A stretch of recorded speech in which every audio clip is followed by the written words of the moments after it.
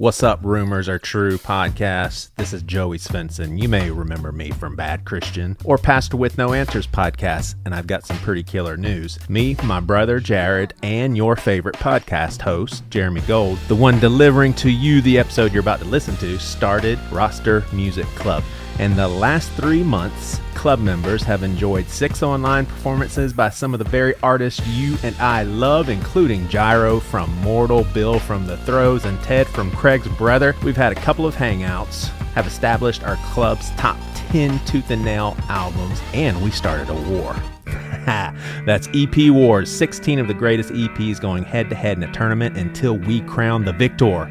We've been supplying curated playlists. There's a private podcast feed with extra content, and videos of everything that's ever happened in the club is yours when you join. In upcoming months, we're doing a deep dive on all things Radiohead, and as I speak, 3 musicians are listening to the club's top 10 tooth and nail releases, albums we've enjoyed for 30 years.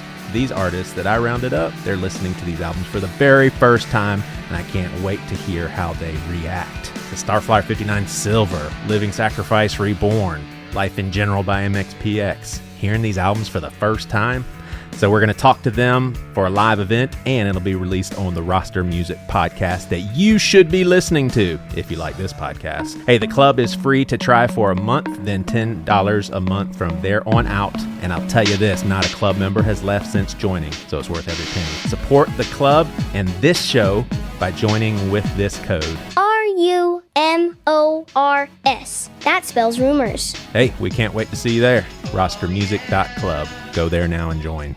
Hi, this is Matt Traxler from Steadfast Records, Branson, and 6 Feet Deep, and you're listening to the Rumors Are True podcast.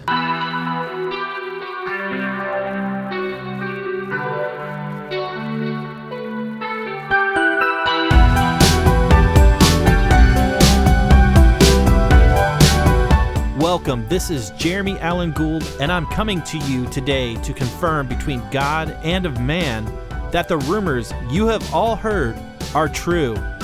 I started this podcast to have a platform for the bands and artists that I've worked with in the past, as well as new musicians and artists that influenced myself and many others. The Rumors Are True podcast is an opportunity for the artists to tell their story their way. I'm still in the business of confirming rumors. I still love a good conversation, and I still freaking love music. So thanks again for joining me on this journey, and I hope you like what you hear. With that said, the rumors are definitely true.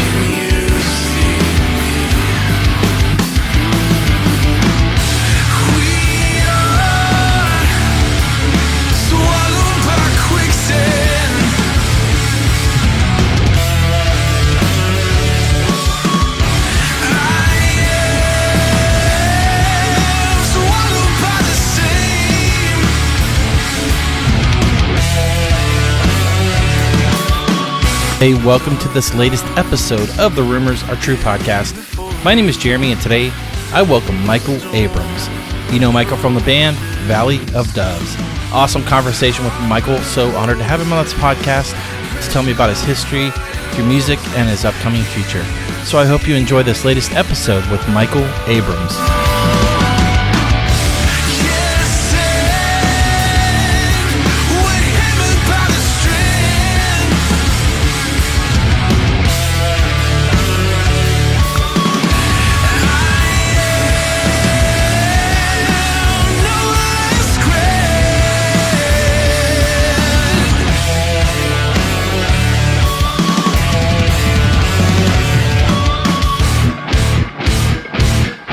Michael, what is up, my friend? Thank you so much for coming on the podcast. Dude, I'm honored, man. Thank you for having me. I'm stoked to be here. Absolutely, man. It was really cool to meet you a couple years ago at Furnace Fest, and been following the band for a little bit, so I'm really excited to hear your story and what's in store for you guys in the future.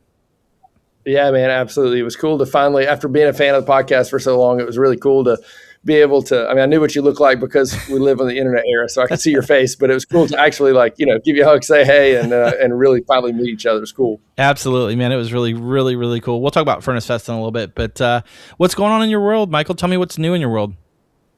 Yeah, man, we're releasing singles from the new EP. I know we'll talk about that. Just getting some of the new music out in the world, which has been really cool. And I'm married and have 4 kids, and so it's always pretty wild around here. Ours are 10, 8, 6, and 5. Wow. So it's pretty loud. It's a party all the time. And then I'm also I have a coffee company with a buddy of mine. Oh, that's awesome. And so we're just slinging coffee as well and trying to get that out in the world. I think one of the things we're going to do is kind of private label some coffee for some bands in the future. And I've talked with a couple of different bands that are interested. And, it's funny, like just kind of the wave of folks that we run with and bands that we see now, like merch tables look different than they used to, Yeah. And it's vinyl instead of CDs at times, or all the CDs are coming back in a big way, which is cool. But, when you have a bunch of like late 20s, 30s, 40-year-old folks at the merch table, sometimes folks want something different. So Totally. we're talking about putting some coffees together for some different bands for releases and stuff. That's awesome. What's the coffee company called? Yeah, it's called Drink Black Coffee. Oh, cool. Me and a buddy of mine, just like we grew up, just our kind of whole thing is, and there's no offense to anybody that likes a latte or whatever, but our gig has been like just drip coffee, just black coffee. And so we worked really hard to find some coffees that we love and think are beautiful in and of themselves. And so you can just drink it and enjoy it as is. And so that's our pitch. Now there are people like my wife who might still add a little bit of something to hers, but it's delicious, man. We love it. Natural Ethiopians, Colombians, I got a Mexican coffee, all kinds of fun stuff we're working on. That's really cool, man. Do you guys ship it all over the U.S. or? Yeah, dude. Yeah, people can get it at drinkblackcoffee.com. And then there's a grocery store chain in Alabama. I think it's in some other places too. It's called Piggly Wiggly. Oh, yeah. I don't know if you've seen those, but or if they kind of go to Florida, but there's some in Florida for sure. But we're at 6 Piggly Wigglies here in Birmingham, where I am, and then a buddy of ours has an awesome, like the record store in Birmingham. It's called Seasick Records. Yeah, I've been there. That's great. Yeah, we partnered with them on a coffee together, which was really cool. That's and so, awesome. And we got it in a bakery and some different spots. So it's been fun, man. It's been a lot of fun. That is super cool, dude. I really love hearing that. Family and work and rock and roll and coffee are taking up all my time. Heck yeah, man. That's awesome. That's exciting. I love that you're doing something you love. That's really cool because it's not every day you get to. I know we were talking earlier about my little situation. So it's like, I love hearing that people are doing something they love, they're passionate about, and it's another avenue of artisticness for you. So I think that's really cool. That's right, man. It's a ton of fun. Awesome, man. It's a ton of fun. Well, Michael, let's talk about growing up for you. Let's talk about some of those bands, some of those records, some influences, maybe even concerts that kind of pushed you in the direction you've went in. Yeah, man. I grew up in a home where, I remember being really little and my dad had an acoustic guitar that he never really played. And it wasn't something it wasn't like a Martin or anything. It wasn't something crazy that I couldn't touch. And so I started becoming fascinated with guitar, at a pretty young age. And then, my dad was always listening to, classic rock, like that world. And so, my foray into music was probably like, being born in 83 and kind of like, I was a 90s kid. Right. Yeah, and so same. I was like listening to, Zeppelin 4, but also like Garth Brooks at the same time, like kind of grew up in that golden age of like modern country music that was so rad. So, so I just started really getting into guitar, and rather than like maybe play, like I never really took lessons, but my dad kind of showed me like basic open chords. Right. And so I started with like figuring out how to play like the chords to like Hey Joe by Jimi Hendrix. Yeah. And then it was just on, and I just kind of didn't want to do anything other than that. And when I was 14, I got like a Tex-Mex Strat for Christmas. And that's when I started, like, I was I had that poster that probably every kid that played guitar got from like Guitar Center or whatever, that just had like every guitar chord ever on it. And I'm like learning all the chords. And then I would do this thing where, I'm listening to a lot of like, 90s, like modern rock or kind of alternative radio basically. And so everything that, they're playing everything from Nirvana and Pearl Jam and Stone Temple Pilots and the Seattle wave of bands to Pumpkins, who are like one of my very favorite bands. And then stuff like, even stuff like Third Eye Blind, who I also, so good. Titled is Untouchable. I love that record. So I would do this thing where, I had that old probably like thing that teenagers or kids had in their room. It was like the boom box that had like the 3-disc CD player and the cassette and radio or whatever. And my parents would buy me like blank tapes. My dad would get me blank tapes, and I would like hit record on the radio station in the morning before I would go to like middle school and high school.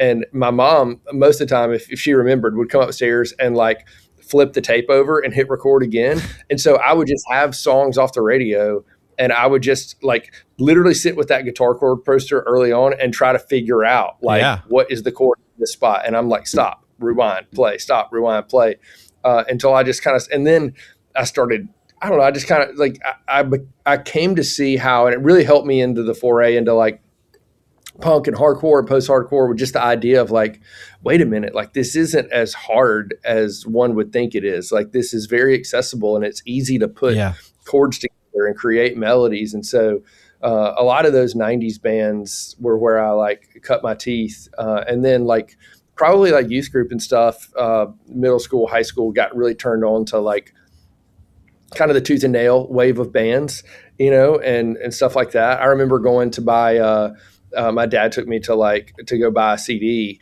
and I initially had wanted to buy that Prodigy record called Fat of the Land. But it had like some pretty aggressive language on the back, like song titles or whatever. And so my dad was like, you can't get that. And I walked away with MXPX Life in General. Hey, instead. that's not a bad one. No, I had a buddy that was like, hey, I think you should listen to this band. And I like didn't know what their records were really at the time. But I bought Life in General and cranked it and put on, and I heard, Middle Name comes in, and I'm like, oh my gosh. And just kind of started to really go down the rabbit hole. Yeah, absolutely. Did you get to see any of those bands when you were growing up at all? I didn't get to see any of the like my parents took me to, or my dad took me to like Hootie and the Blowfish, right? So nice. like I was able to see, like that's where we could meet, where I was like more aggressive stuff. My parents were much more in the like, what is on alternative radio, but it's also on like adult contemporary, like for sure, world. For sure. So I ended up seeing more like punk and hardcore shows than like big bands. I like one of the first times that I kind of thought like this was accessible and that I could do this and made me like want to start a band with friends was I would go to all the stuff Chad Johnson did here. Like I was pretty young during the Slacker days, but like as Take Hold was like really coming on, I was able to like go see some of those shows. And I was talking with a buddy about this the other day. We saw, I think the first time Me Without You played Birmingham, it was a Take Hold show that it was Hopes Fall, Beloved, Me Without You, and I think Under Oath. Oh wow. And Norma Jean. Wow. Before they had what changed a their show. name. So it was bonkers, and it was the first time Aaron Weiss of Me Without You, like that nobody knew. I didn't know this band. There wasn't like really streaming or anything yet, and so it was all like. But I didn't even know about them. Like they hadn't even signed to Tooth and Nail yet. A to B Life hadn't even come out yet. And so they show up and, all these dudes are wearing, you remember they would wear like those vintage kind of like military type surplus store, like long sleeves and stuff and turtlenecks and stuff. And Aaron, like, they launch into a song and Aaron like rips the flowers off the mic stand and just goes nuts. And that was one of the first times I began to like, not just have conversations with people, but overhear conversations of people like my age that were like, oh, you should come check out our band, or you should go see our band. I don't know if you remember that Birmingham venue, Cave 9. I remember the name. From back in the day. Yeah. And that was where a lot of like locals cut their teeth and stuff alongside a lot of those like touring, emo metalcore bands and stuff. So that was a really formative time. And that's what kind of really sunk me into like, okay, not only do I want to make like guitar music, but I want to do something in this world that's like aggressive and interesting and different. Yeah, absolutely, man. Obviously having those influences and you're, playing the guitar, do you start bands at that point, or you kind of make connections and kind of bring with you some of those original bands? Yeah. Like, it's funny. Like, I don't think I would even consider like I was a part of like any original band until college, but like the bands in high school and stuff that I was in, like everybody wanted to do covers.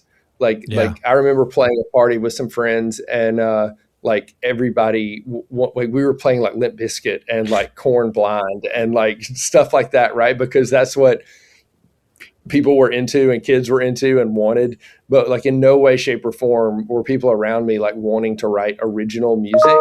And so it was weird. Like the people that I was playing with didn't really want to like, and I think some of it was they were like, well, how can we write our own songs, But that was like always a huge drive for me. And so when I got to college, I went to school at Troy University. Oh, cool. Yeah. It used to be called Troy State. So South Alabama, like very rural, and like not the spot where there was any sort of like scene whatsoever. But I started a band with some dudes. It's actually Kirby that plays bass with us now. Like he and I have been in every band together, like 20 plus years that we've played in.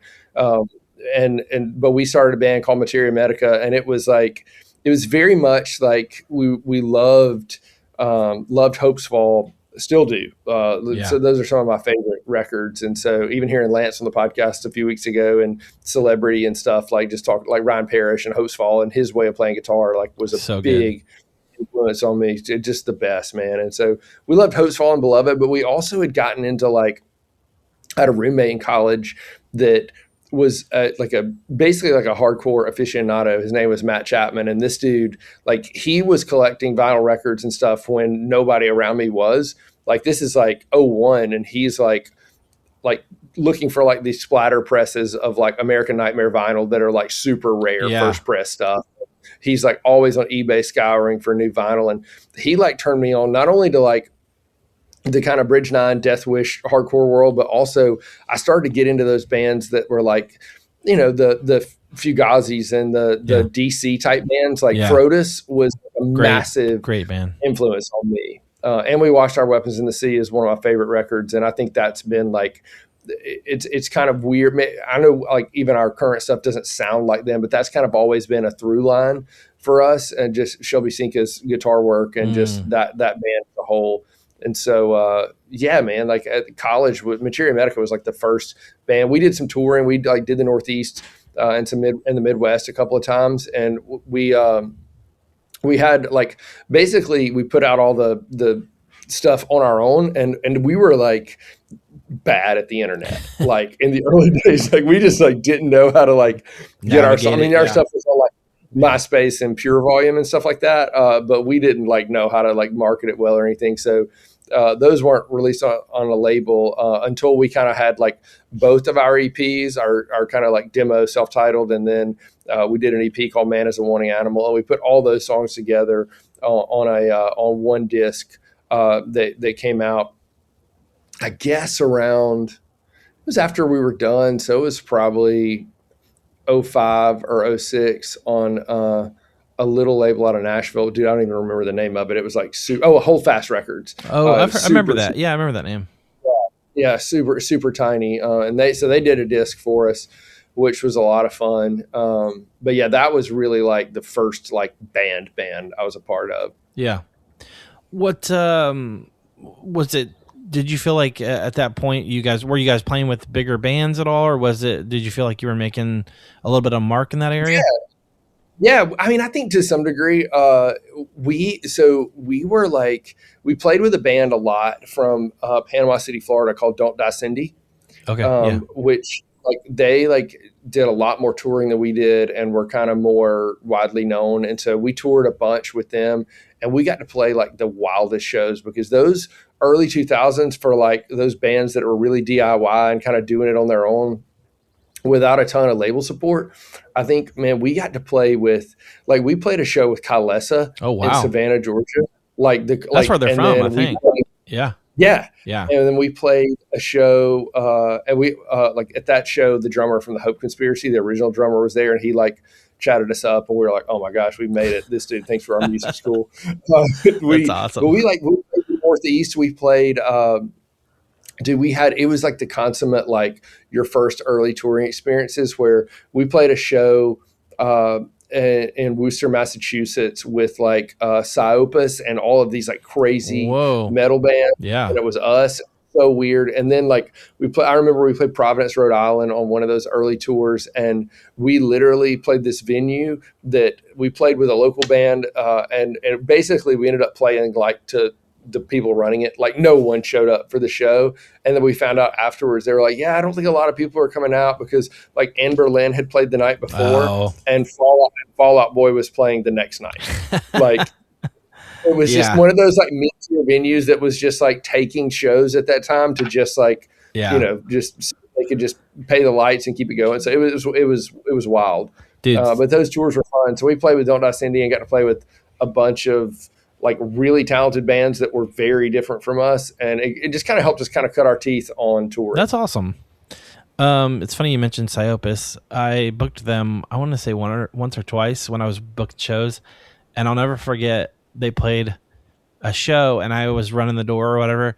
And I walked in and the drummer was completely butt naked playing drums. It was, I think he was on something from what I was told. And it was so weird and so like, I mean, is this art? I don't know. Like, and everyone there was, know, teenagers or whatever. And I'm just like, what is going on? But that's so ball. Yeah, that band is wild anyway. I think they were just, I think they were on another level of some sort of level, I should say. Anyway, yes. Right, yeah. That just reminded me that when you said that, I'm like, I haven't heard that band name in a while. But well, let's talk about the beginning of Valley of Doves. Love this band, man. When I've discovered you guys, previous to Furnace Fest, I really dug it. Really liked what you guys were doing and got to see you, of course, and it was awesome. So yeah, bring me to the beginning of Valley of Doves. Yeah, so post Materia Medica, we played in a band. I had a band with some dudes, and it was called the Black Noise Party Boys. Oh, cool. And we were like. Our drummer was Lee Turner, who had played in Maylene and the Sons of Disaster, their original drummer. Okay. And we were like very much kind of moving from that DC trying to be very like screamy post-hardcore sound into something that was a lot more like akin to metalcore type world. And we had a ton of fun playing in that band. And then some of those same guys shifted into a new band that was called Lost Language. And it was much more like we'd really started falling in love with like the vein of post-hardcore where there was a lot of actual singing. Like we're big Circa Survive fans. Yeah. We're massive fans of Thrice. And even bands like you listen to like the early Manchester Orchestra stuff, right? Like where it's very angular and the music's really aggressive in places, and yet at the same time there's singing. And so Lost Language kind of was in that vein. A funny story to take you back. Speaking of Manchester, on our first Materia Medica tour we did, I got a phone call from a dude who was asking if they could jump on a show with us when I think we were playing Pensacola or something. He was like, basically like, dude, will you let us play? We'll share gear. We'll split the set.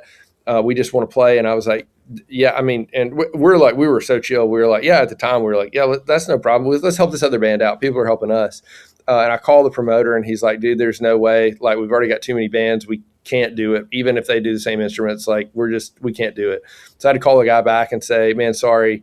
I talked to the promoter. We were down, but they won't let us do it. And he was like, it's all good, man. Thank you. And it was Andy Hull. And it was like the beginning of Manchester. So my claim to fame is that I turned him down to play a show. Right? In hindsight, a bad decision. I should have just said, why don't y'all play instead of us? Yeah, right. How would one know?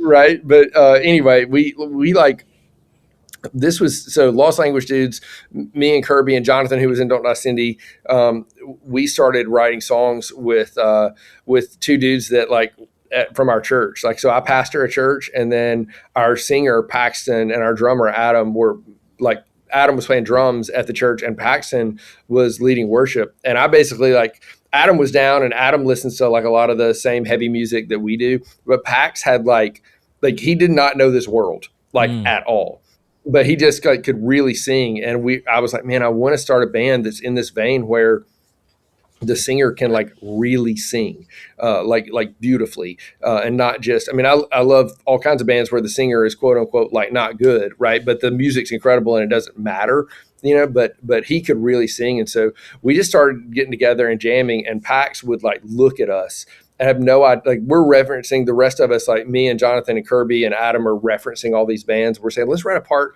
here for this verse or this chorus that sounds like this.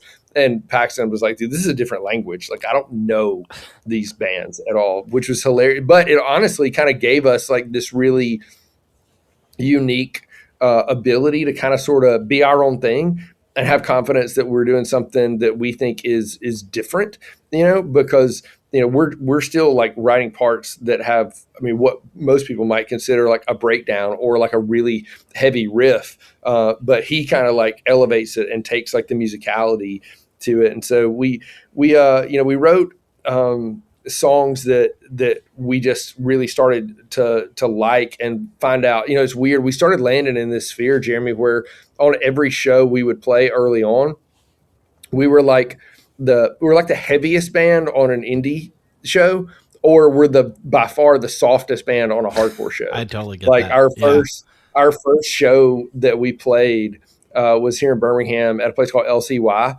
And they're the folks that do those awesome videos, the uncut videos that are on YouTube that are so great. And that channel has like a ton of viewers. And our video we did recently is for that. But we played at LCY, and we played with this awesome band. And there's some really good friends of ours. These dudes, God's Eyes from Long Island, New York. I've heard of them.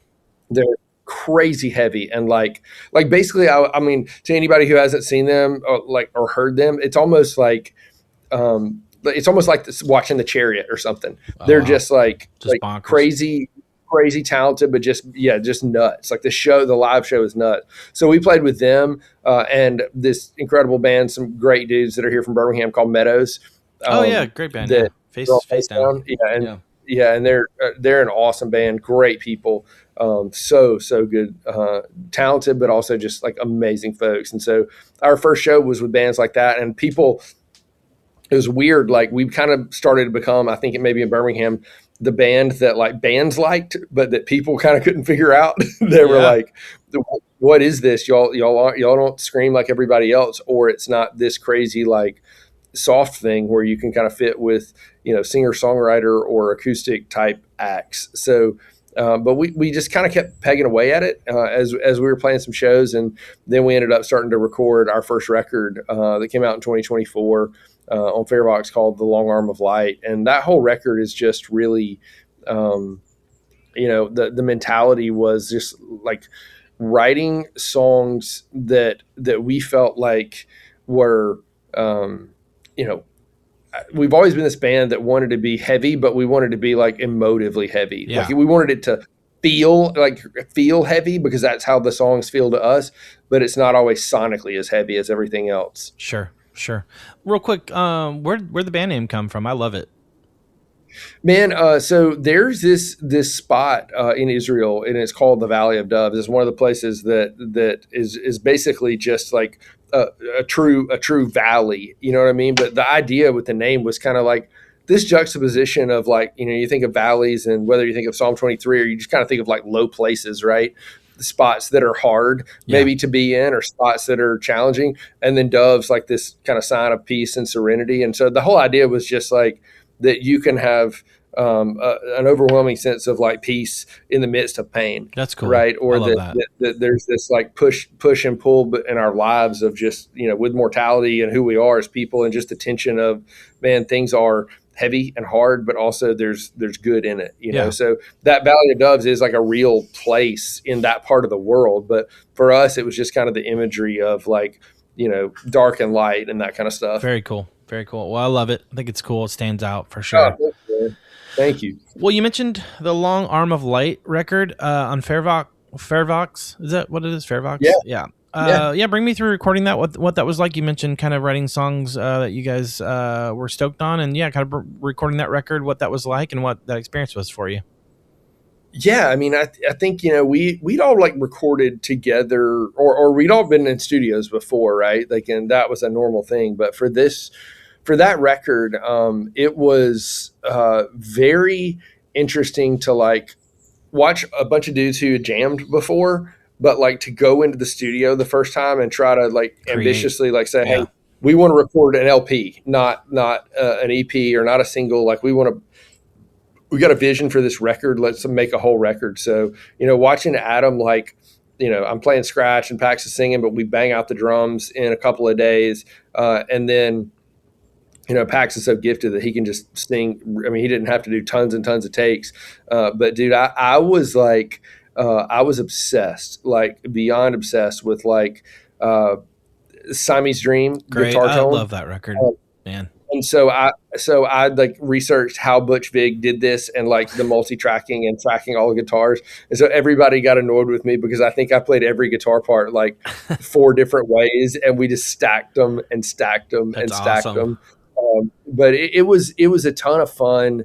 And I think it really helped us with the EP now because a different recording process this time, or with a different engineer in space, because it kind of taught us like what we do well and what we didn't do well.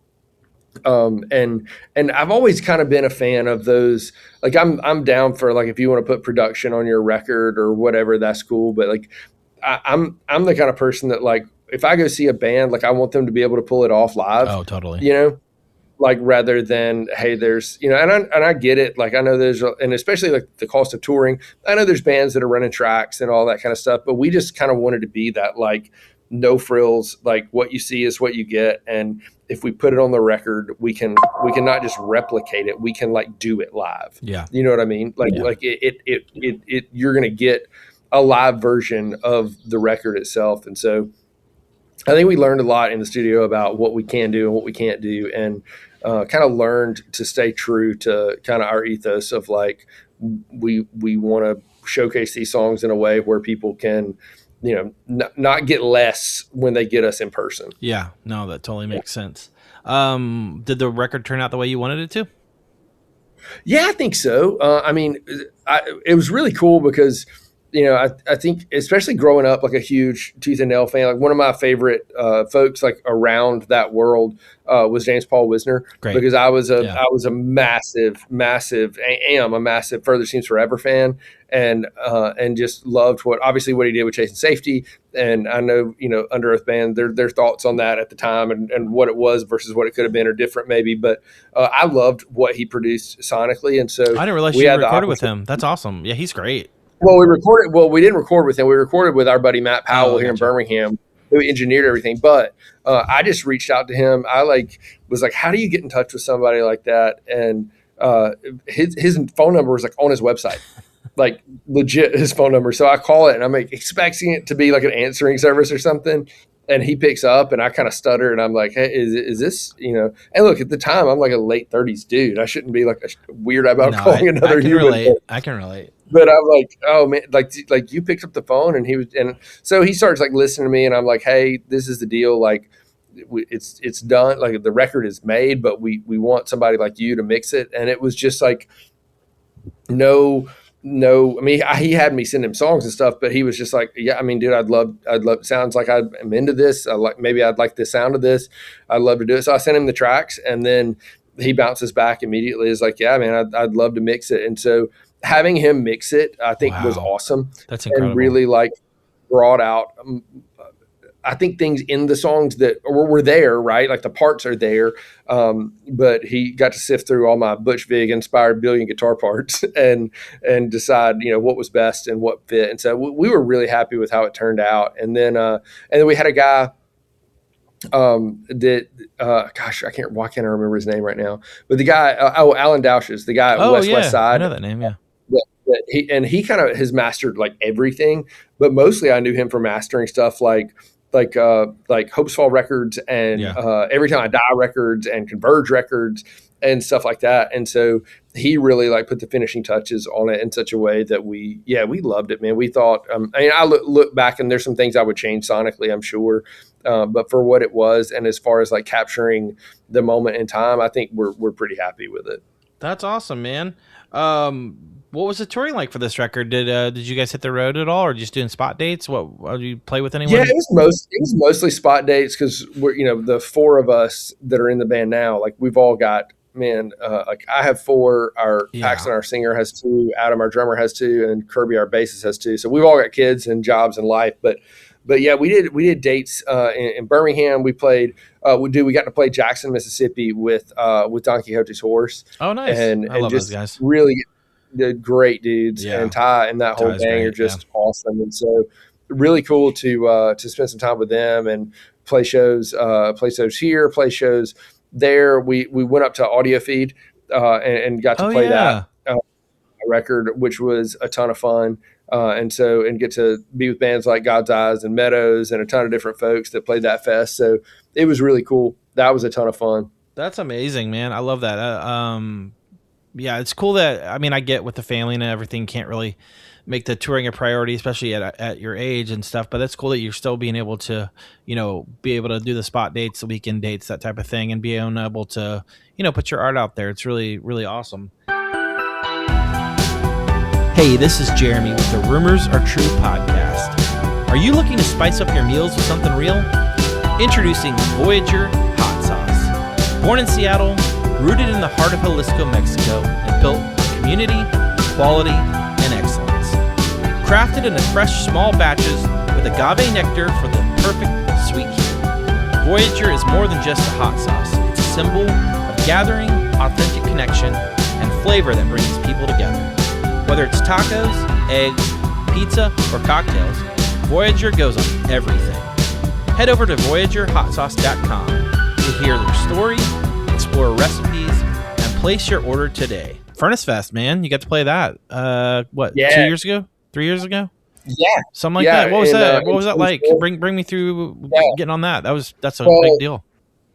Well, we were just like extremely fortunate. Like the Johnny Grimes, who knows us and is a dear friend, he invited us to play.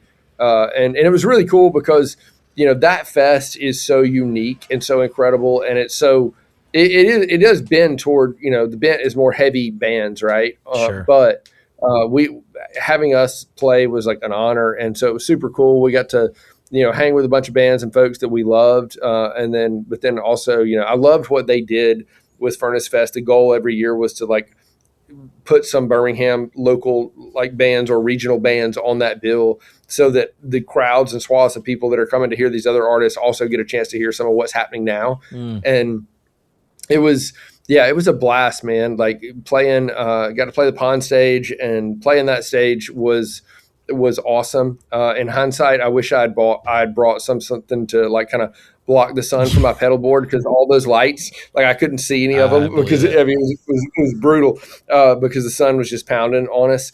But man, it was a ton of fun, and like just the whole experience of that fest, the way they treated they treated us like they treat the big artist, you know what I mean? And I don't just mean like catering and stuff like that, all that kind of stuff, but just the kindness that fest has toward people was just incredible. So it was rad to be able to like, have people from Canada, that came up to us, and one dude from France, I think, that came up to us after our set was like, "Hey, love you guys. Love this music, and come, buy merch from us and talk us up, and just get to get to know some people and meet some people." It was just an incredible experience. Yeah, so you guys ripped. Well, thank you, man. That means a lot. And it was cool to see you hanging outside stage and see you, interacting and there that whole weekend and getting to hang. And it was really cool because we didn't know what it was going to be like to play on that level of stage to that amount of people. But it was fun because it just turned out like any other show, right? You're just playing your songs, and it was a blast, man. We had a ton of fun. That show, and on the Long Arm of Light, like kind of touring cycle, if you can call it that, or the dates we played, that show, and then the next year we ended up playing with Sparta nice. At a show here in Birmingham, and those two experiences were like the highlight of that cycle of just being able to play with some incredible bands. That's so cool. I love Sparta. Such a good band. Yeah, me too. Dude, you guys just signed to a label, Fever Ltd. Bring me through signing with that. Cam, a mutual friend. Bring me through that. It's exciting. Talk to me about it. Well, man, I'd love to say that Cam found us, but really I found him, and part of it was, man, like when the Heavenward record Pyrophonics came out in 23, like that to me, like one, sonically, like it just sounds huge, and two, it was very much like in the vein of not exactly what we were trying to do, that sound, but that to be that kind of band, to be that kind of rock band in this world where it's not like butt rock or stadium rock, but it's of high quality. I had to like dialogue with him some, and had ordered the record and that kind of thing, and then I just watched him like put out great bands, like fantastic bands, like that band from Minnesota called Flyover States. That, like if anybody is a fan of like post-hardcore, especially that leans towards something more angular, it's almost like that band sounds like, the guitar work sounds to me like Fall of Troy, and then there's like Blood Brothers-y type parts, but it's just like they're so tight. That band's incredible. And then he put out another band, I think they're from Connecticut, called In Mass, or In Mass, I don't know how it would be pronounced, but their EP, New Violent Trends. Cam, like, I don't know, in a way I thought we would jive together because he was putting out like 4-song EPs, like of bands, which I like respect so much and appreciate so much, because one, I think it like captures the urgency of a band in the moment, rather than like, I think one of the things that I look back when we made The Long Arm of Light is like when you make a full album, at least in our world, for us, it's like there are songs that are ready and they're like cooked, baked, they're done. And then there's others that you're like trying to like get ready, you know what I mean, to bring an album to completion. But I'm watching him put out, these incredible, and I think of things like Title Fight Spring Songs and all these records that I love that are like a band in time, in the moment. These few songs, they were written together at the same time. This is where they are, and they're not waiting to add something to it to make a larger product, right? So, but the long and short of it is, I just like, not necessarily fanboy, but just glowingly just said, "Hey, man, how much I love your music," and I shared our stuff with him, and it was one of those. Well, I kind of gave him some roughs initially, and he was like, "I don't know what the plan is for releases upcoming. I'm not sure." And then finally, eventually, we kind of connected again, and he was just like, "Hey, I love these. Let's do this. Let's put it out." And so that's awesome. I'm like a big fan of him personally, the kind of dude he is. He's great. But also just his music, and we were talking about it. He's been in, or has Chain Gang in 1974. And then he played in Teenage Wrist and wrote some of those incredible songs, not just from the EP, but for Chrome Neon Jesus, the first such full a length, good record, man, so good. Gosh, I know, like just incredible. Yeah. Like that dude is he is so talented. He is so gifted, and then also just an amazing person. So he was kind enough to say, "Yeah, I want to do this. I want to put this out." That's exciting, man. That's awesome. I love hearing that. Yeah. You were a new EP coming out in March. Constant Remembrance of Wanting Nothing. It's bring me through this. What's the recording like for this? And I'm excited to hear the whole thing. Yeah, man, we're stoked on it. We recorded at Workplay in Birmingham, which is where Furnace Fest had some of the pre-shows. Some of our we're fortunate to call them friends. Some friends own Workplay and stuff, but we had heard about the studio, and then we went and checked out the studio, and it turned out to be just an amazing experience. Shane Hobson was the guy who engineered and really mixed the record, or these 4 songs for us, and we just had a great experience, man. Like just a solid drum room, a great tracking room. Had a ton of instruments at our disposal, and pedal boards and any amp you could think of and all that kind of stuff. And so the songs going into this EP, like we'd had since, I guess like the previous year. So we began tracking these a year ago this time. So like we tracked drums, I think it was finished around April. Oh, wow. Like, so we tracked all the drums the last weekend in January, and then February, March, really kind of put on, we kind of went backwards in recording in a really intentional way. We tracked vocals to the scratch guitars, because one, I knew the songs real well and was able to play them really well, but I wanted to, a lot of times you'll track guitars and then vocals will come on top, and I wanted to make sure that none of the guitar stuff was in the way of the melody, the vocal melody that Pax was using. So I didn't want to like have to scrap a great vocal because there's a guitar underneath it that doesn't fit.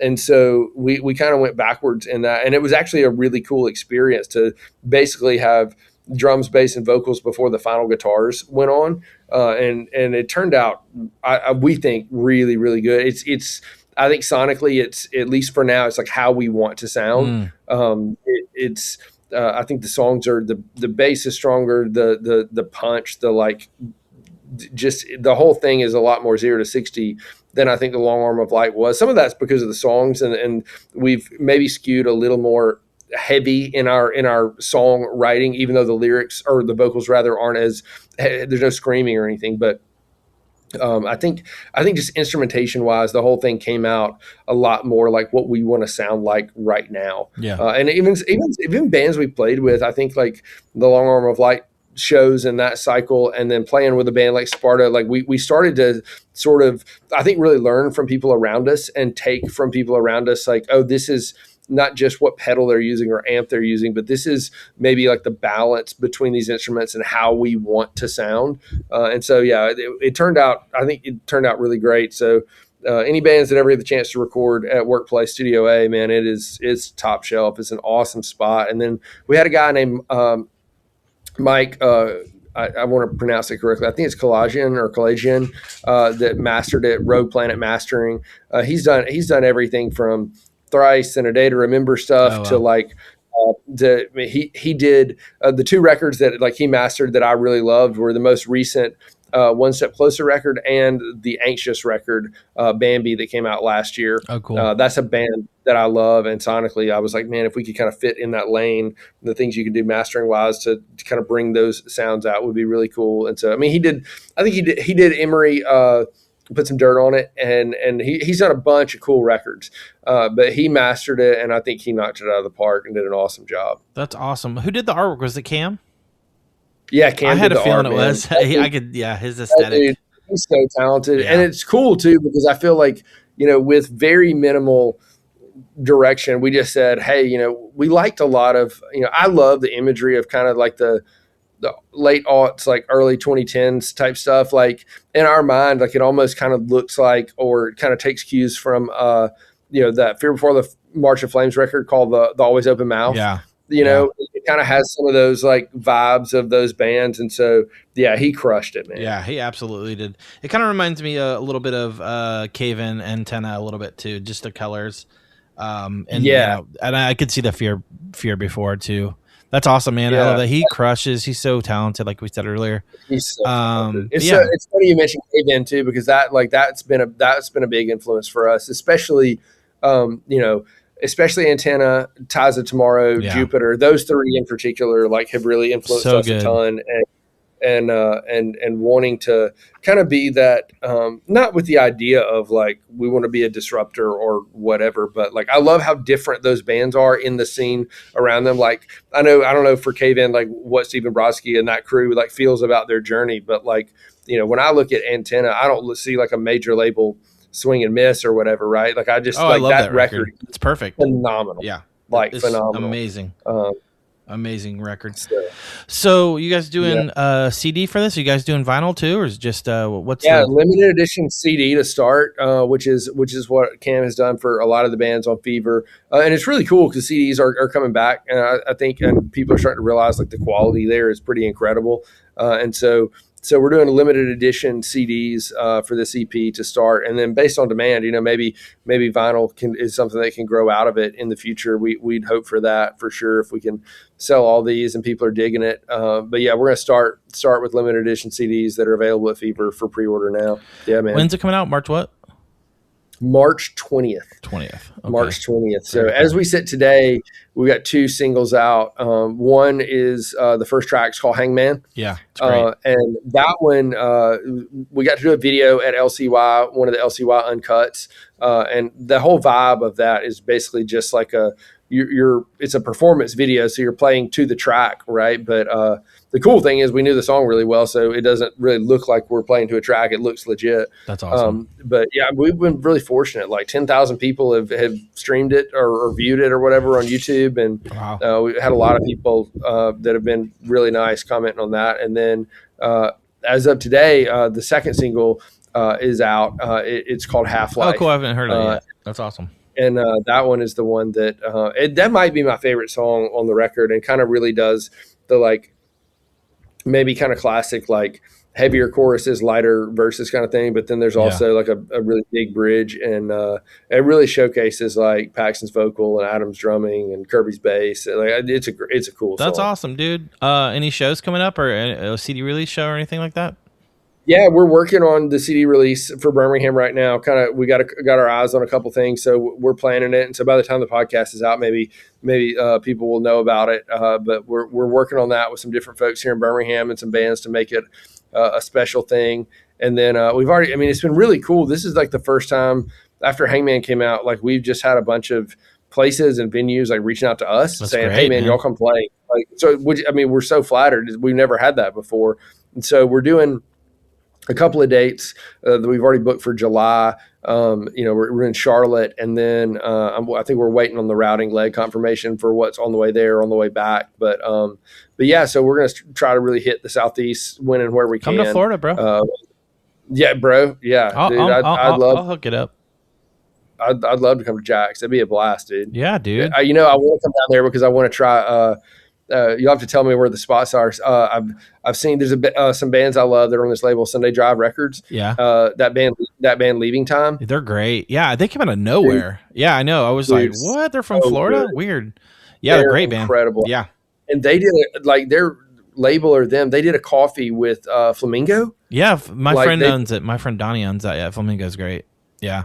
Dude, yeah. So I'm dying to get down there to drink that coffee. Yeah, dude, it's a cool spot. It's funny because it actually started as a bar, and then when COVID happened, they started selling coffee because they were trying to stay open, and that's how they stayed open, and that's kind of how that happened. So that's crazy. Amazing. Yeah, those guys are good dudes, and they have cool merch too. So it's really dope. So. Yeah, that's sick, man. Dude, that's awesome, man. I know we just talked about the EP, but like, what is a full length look in the future? Anything like that, maybe? Yeah, man. I mean, I'm always writing, and I think we want to do the very best job we can of playing some shows to support not only the EP, but there's a couple songs off of Long Arm that we still really love that are in the set still, and then man, we like one of the funnest things we do live is there's a song on the Thursday record, War All the Time, that we love, called This Song Is Brought to You by Falling Bomb. And it's a piano track on the record. It's like Jeff and piano and maybe some other light instrumentation, but we kind of turned that into a full-on rocker that we cover live in our set. And so we love the set we have right now and the songs that we have, but we're also, we're starting to write some stuff and kind of sort of thinking about what's next. But it's weird, like, the way music has evolved in this world. Like, I guess the first time I really kind of thought long and hard about, I mean, I get like the music history of like, the Beatles starting with singles, right? And like,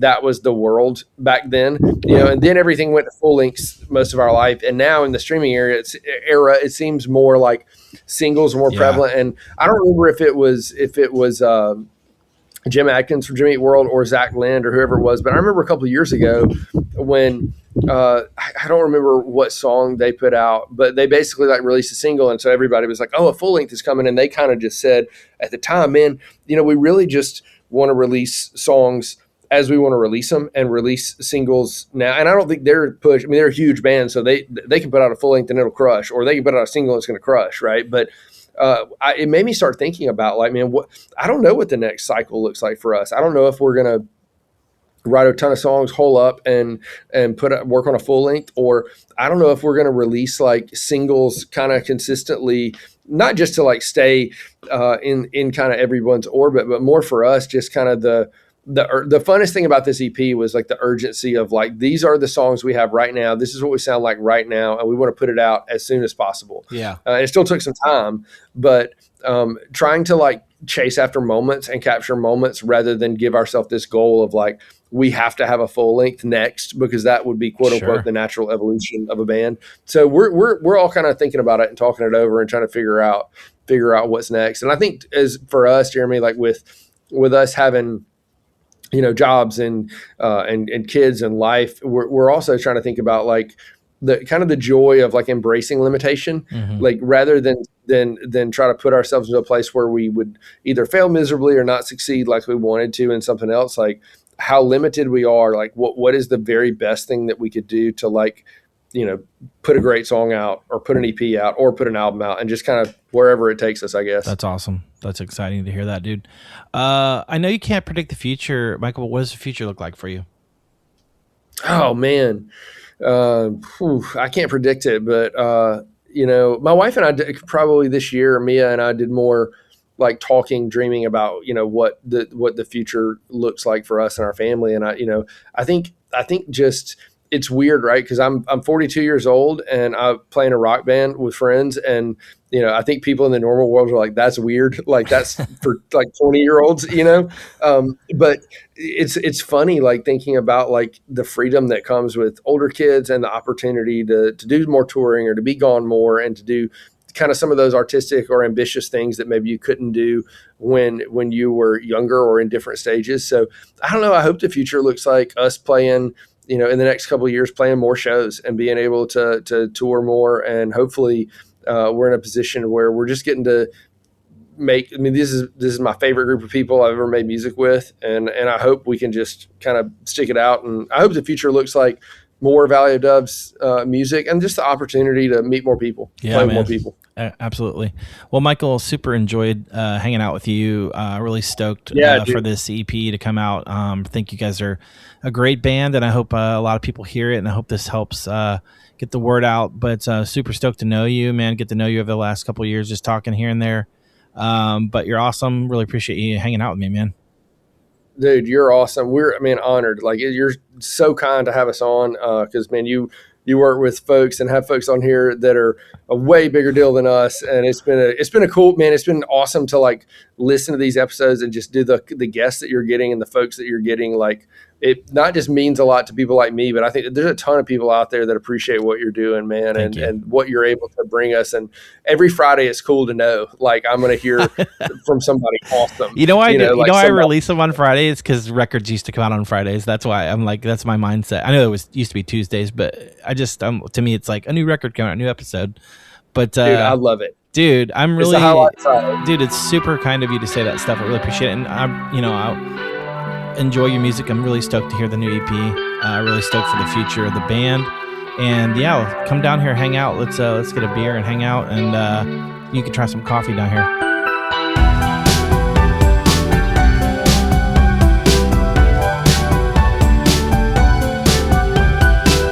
Hey, thank you, listener, for tuning in again and again. I really appreciate it, guys. It's been awesome to be on this journey with you guys. So thank you for listening week in and week out. If you'd like to add me on Instagram and Facebook at The Rumors Are True Cast. If you'd like to like and subscribe, you know the drill. Thank you again, listener. Thank you to Michael Abrams. Awesome conversation. So honored to have you on the podcast. Really stoked for the future of Valley of Doves. So thank you again for your time, Michael. Got some incredible artists on the horizon, guys, and you know it. Nostalgia is still a heck of a drug.